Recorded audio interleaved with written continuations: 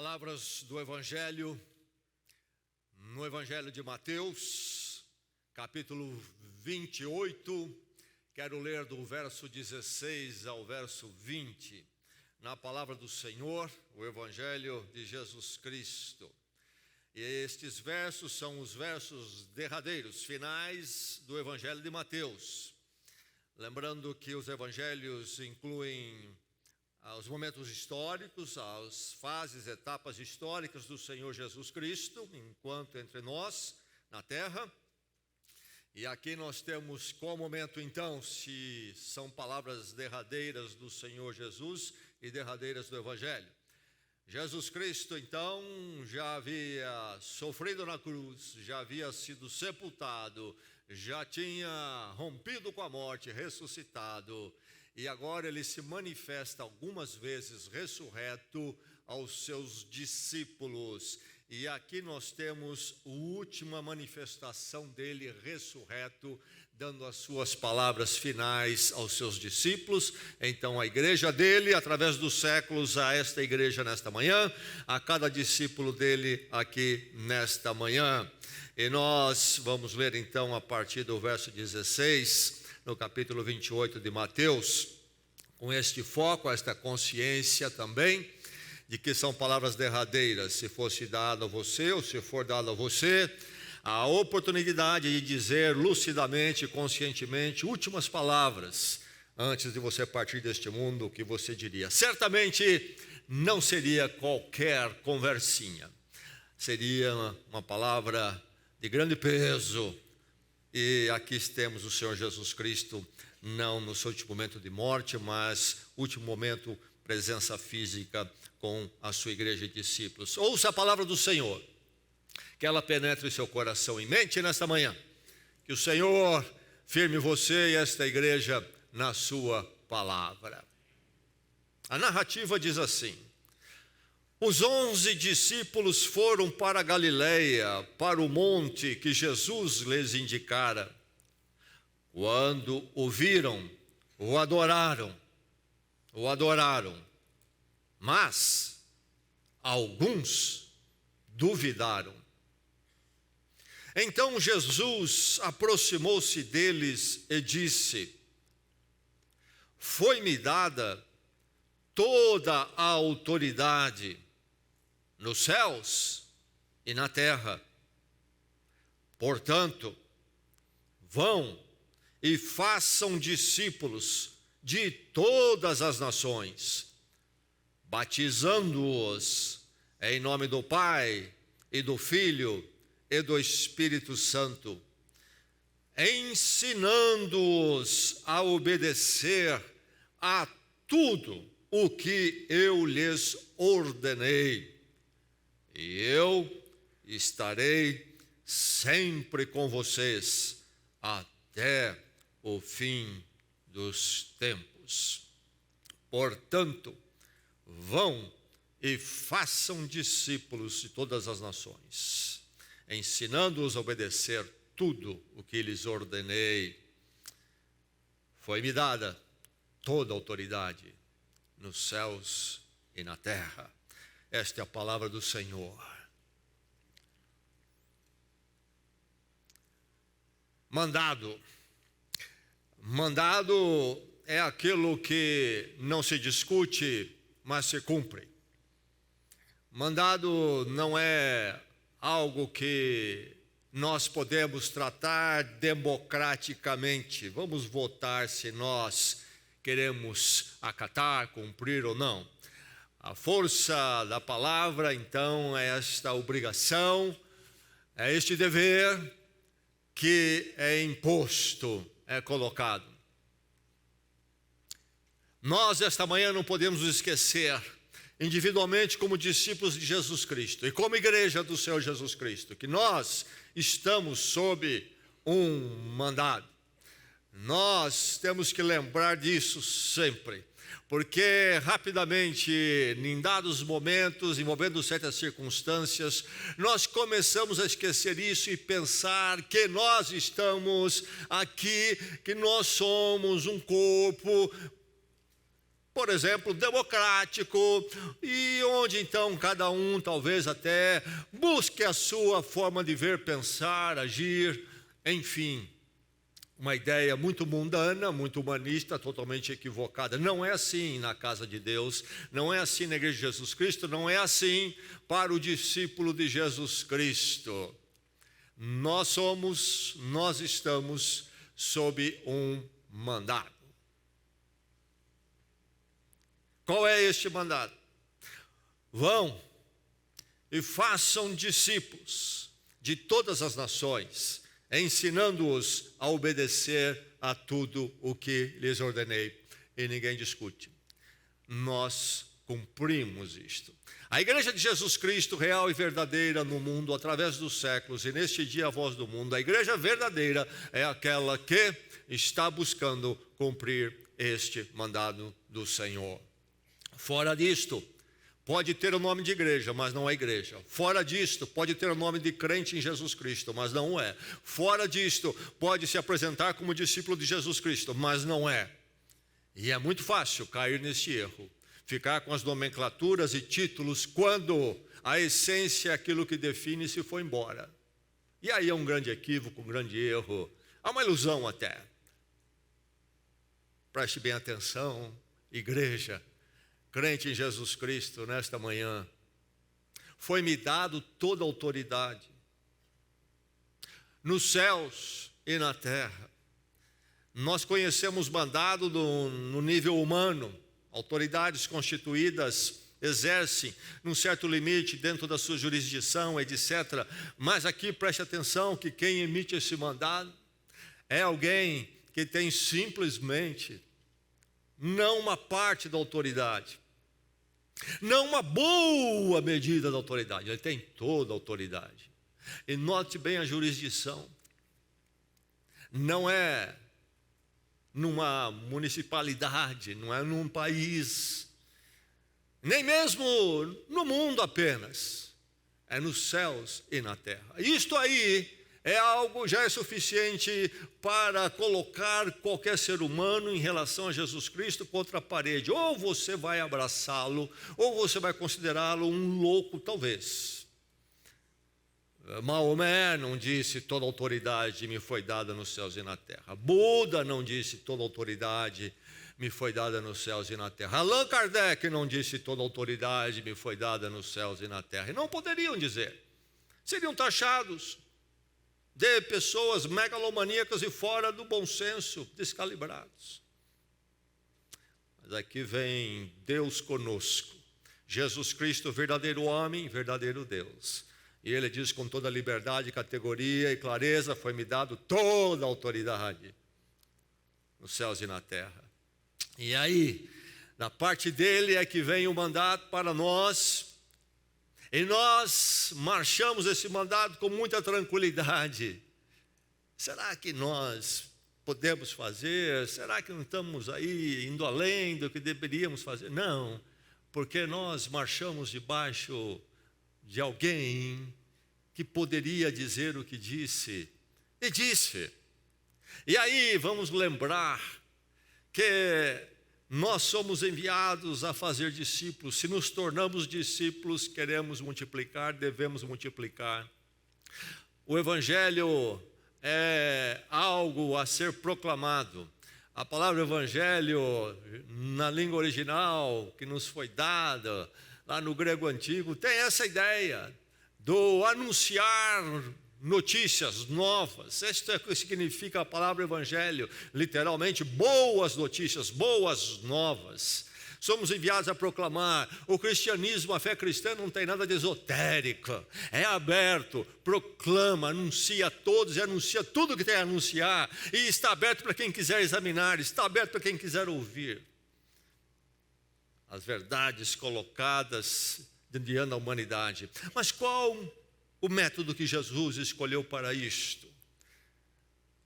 Nós que já somos discípulos e devemos ir, e assim como nós nos tornamos discípulos um dia, seremos canal para tornar outros discípulos. Mas o que é tornar alguém um discípulo? O que é que nós vamos dizer? Como é que nós tornamos alguém discípulo? Note bem, é ensinando-os a obedecer, a cumprir tudo o que eu lhes ordenei. Nós não saímos com uma mensagem própria nossa. Nós não saímos com uma mensagem que é de Jesus Cristo, mas que nós também damos uma melhorada, ou nós adaptamos mais ao nosso gosto, ou mais ao gosto do que a cultura quer, mais ao gosto do que o parente, o amigo gostaria que fosse. E porque nós conhecemos lá o pensamento deles, vamos dar um jeitinho. Não, é tudo como nós encontramos, da forma que nós recebemos, nós passamos para frente e não temos o direito de mudar nada. Agora, o que é que Jesus ordenou? Aqui nesta frase está embutido sim todo o Evangelho, e aí precisamos conhecer e anunciá-lo. Este Evangelho de que Deus olhou para nós pecadores como caídos diante dele, como culpados, sem exceção. Todo ser humano, independente de classe econômica, social, cultural, todos pecadores, e que Deus então interviu em Jesus Cristo. Deus veio em Jesus Cristo, como prometido num plano histórico, através dos séculos antes dele. E ele veio porque precisava vir no seu amor e graça, porque não fosse o seu amor e graça que viesse então em Jesus Cristo, nenhum de nós teria uma forma de escapar desta condição de estar rompido com Deus, estar devedor diante de Deus. E então Deus vem para resgatar, e então ao preço pago, Jesus nasce no Natal, e nasce para a morte, e morte de cruz. Ali, então, toda a culpa humana foi expiada nele, tomou sobre ele toda a nossa dívida. E então aí está o Evangelho. Mas esse Jesus Cristo, esse que tem toda a autoridade sobre os céus e a terra, é aquele que também rompe com a morte. Então na sua morte de cruz nos concede o perdão e então paz, reconciliação com Deus, graça e misericórdia, mas também nos dá uma nova vida. Ele ressuscita e no poder do Cristo ressurreto vivemos uma vida agora para Deus e não contra Deus, mas buscando fazer a vontade dele, obedecendo todas as coisas, procurando obedecer todas as coisas. Isso transforma a minha vida, meu coração e o objetivo e o foco da minha existência. Enfim, nós somos enviados para isto. E diante do ensino, diante então do crer nisto, o discípulo deve ser batizado em nome do Pai, do Filho e do Espírito Santo. Deus cristão é o Deus triuno. Nós certamente não podemos assambancar, entender tudo o que está envolvido nisso, mas as Escrituras são muito claras e nos deixam de uma forma muito bem concatenada, porque um Deus triuno, como um Deus triuno. De início, Deus é amor, diz as Escrituras, isto é, Ele é essencialmente amor. Ele é, o atributo dele é o amor, sim, mas é mais, é a essência dele, porque a palavra de Deus diz, Deus é amor, o verbo ser. Não é que ele tem amor, mas ele é amor. Quer conhecer amor, saber o que é amor? Conheça a Deus, conheça a Deus. De onde vem a nossa direção, inspiração e modelo de amor? De Deus, e Deus revelado em Cristo particularmente. Mas enfim, porque Deus é amor, porque Ele é um Deus triuno. Deus nunca foi alguém que, não tendo a dimensão da Trindade, foi um Deus eternamente egocêntrico, amando a si mesmo. Havia dinâmica, porque há esta dinâmica possível nele, um único Deus manifestado então nas três pessoas. E aí nós temos então o batismo, porque a obra de Deus, esta que está que está debaixo da nossa responsabilidade no mandato, envolve essas três manifestações das pessoas de Deus para que esta obra fosse feita. Nós temos o amor de Deus Pai, nós temos a obra graciosa do Filho Jesus Cristo, e nós temos o poder para que ela seja realizada de Deus o Espírito Santo. E aí a promessa maravilhosa, e eu estarei com vocês até o fim dos tempos. Coloca a nossa vida num nexo, numa direção, há um fim dos tempos, e o fim dos tempos, isto é, aquele tempo e a direção até lá está debaixo daquele que tem toda a autoridade, ele comanda. dos céus e da terra. E nós saberemos de caminhar sempre na companhia dele, como o Espírito Santo, que vem então andar conosco, conforme Jesus mesmo ensinou. Em tudo aquilo que ele ordenou, ele falou também: eu vou, mas um outro Consolador, o Espírito Santo, virá. E ele então é a nossa companhia. Marchamos na história debaixo do Espírito Santo. Como que a igreja tem sobrevivido? Através dos séculos, debaixo do poder do Espírito Santo, não debaixo do poder humano. A igreja, o discípulo de Jesus Cristo, passou e tem passado por momentos terríveis. Ainda neste momento, no mundo nosso, nós esquecemos que há irmãos nossos nesse dia, nesta hora, em certos lugares, onde eles estão pagando um preço altíssimo por causa da fé deles. Como é que eles sobrevivem? Porque eles são fortes emocionalmente? Não, o poder do Espírito Santo que sustenta. E nós então vamos e fazemos discípulos, porque nós sabemos fazer discípulos, nós somos os mais espertos do mundo, nós convencemos qualquer um. Não, nós somos apenas proclamadores. E este convencer do coração, disse Jesus Cristo mesmo, o Espírito viria para convencer do juízo. Ele é que faz a obra naquele que não conhece o Senhor, como fez um dia em nossas vidas. Então, nós vamos sempre nesta companhia. Nesta manhã, nós nos encontramos na certeza da presença gloriosa de Deus conosco, na pessoa do Espírito Santo. E que tem trazido a igreja até aqui, tem trazido a sua fé até aqui, e estará com a sua igreja, e estará com você até o fim. E por isso, a igreja e você também haverá de prevalecer. Porque o Espírito Santo, o selo da promessa do Senhor está com todos nós. É o lacre que ninguém pode violar, o selo. E então marcharemos com o Senhor até o fim. E aqui nós queremos cumprir com os mandados que nós temos. Nós vamos celebrar 2 que são basilares na fé cristã, e somente 2. A ceia do Senhor e o batismo. E os 2 falam do Evangelho. Os 2 falam do Evangelho. A ceia do Senhor fala da morte de Cristo. Já falamos, esta obra graciosa de Deus é em Cristo Jesus, que vai até a cruz.